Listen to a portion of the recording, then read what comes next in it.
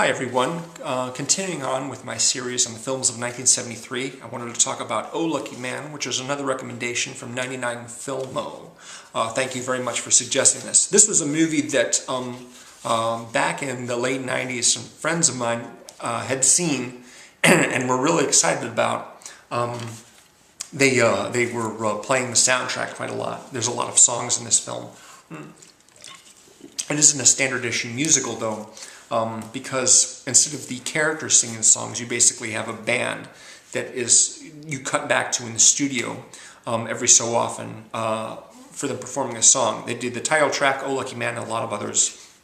And the band is led by Alan Price of The Animals. You may be familiar with a couple of the songs that he's responsible for. House of the Rising Sun and Oh Lord, please don't let me be misunderstood. That's a good song right there. I like that one.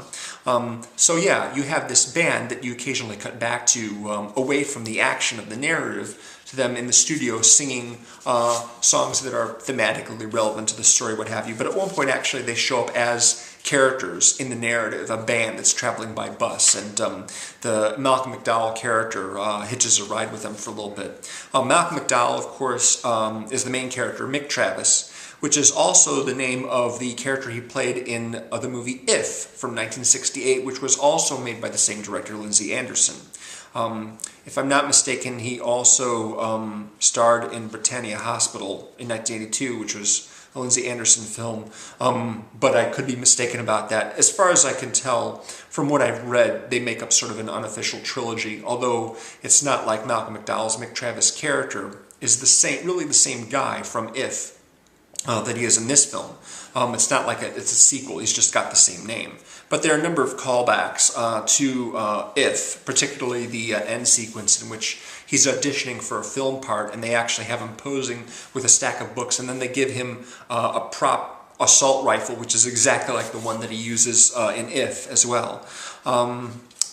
So yeah, the narrative is really disjointed. It's basically a surreal set of sketches. I really had a lot of trouble making sense of the story as a whole, but you know, the individual parts themselves are interesting. He starts off basically as a coffee salesman, and he's taken over new territory because the veteran coffee salesman that handled his area of the country had just unexpectedly quit or disappeared or something like that, so he's acclimating himself.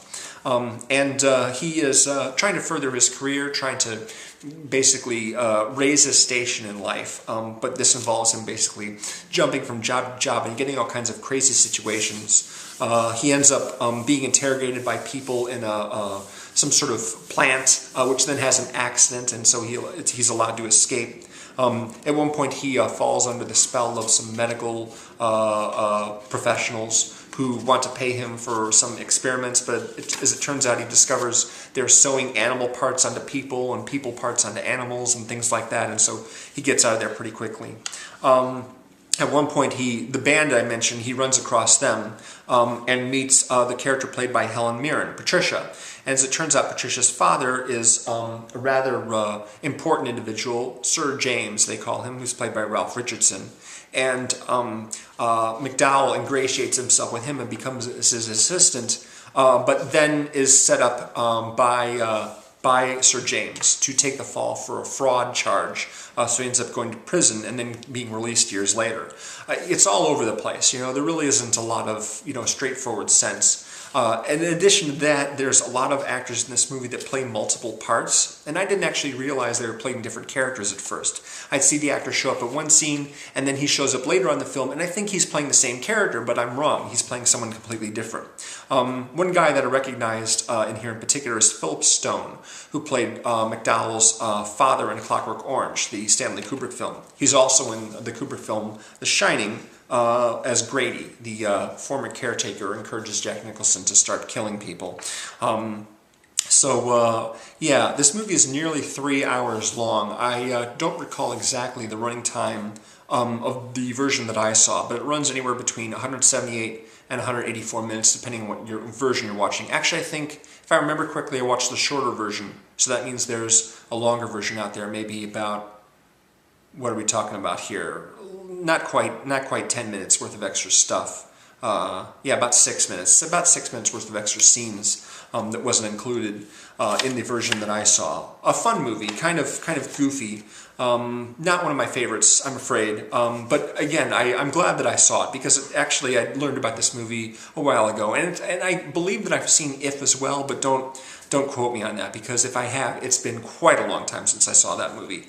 I read about it back when I was, when I was at my peak mania over A Clockwork Orange. When I was a teenager, I read about If. I'm not really sure if I know I've seen clips of it. I'm not sure if I've seen the whole thing. Anyway, there is my somewhat disjointed review of a disjointed film. Oh, lucky man. I've got a few more recommendations from 99 Filmo coming up later, but I appreciate those of you who have been waiting around for these videos. I appreciate your patience, and I'm going to be making more of these. Thank you. Thanks for watching. Later.